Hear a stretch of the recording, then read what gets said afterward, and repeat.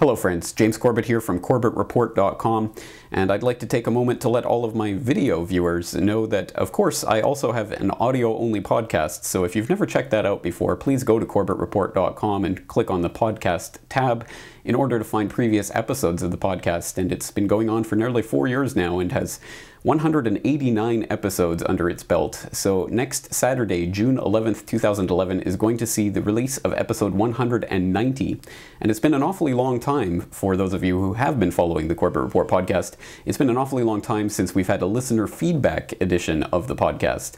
But people who have been following might remember such episodes as episode 150, How to Defeat the New World Order, or episode 100, 100 Signs That We Are Winning, in which people either wrote in their comments or phoned in their comments or left YouTube videos in order to be played on the podcast, which is now being served out from my servers alone to 40 to 50,000 people a week, and then is also being played on various radio stations around the world. So I don't really know how many people it's reaching, but it's a lot. So if you would like to get in on this listener feedback edition of the Corbett Report, this time there is not going to be any particular theme. There is no question. I'm not going to set the agenda. I want you to set the agenda. So by all means, any topic is fair game. Please give me your comments, your questions, your constructive criticisms, your praise, whatever you want to do, but get it in one of three ways. The first is to contact me via the contact form on CorbettReport.com. Simple enough. The second one is to leave me a voicemail message, and I do have a telephone number that connects to my Skype account here in Japan. It's an Austin, Texas telephone number, so people in North America can dial 512-553-0297.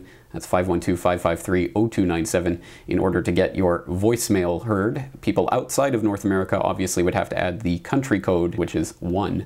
The third way of leaving your comments would be to leave a YouTube video response to the YouTube version of this video.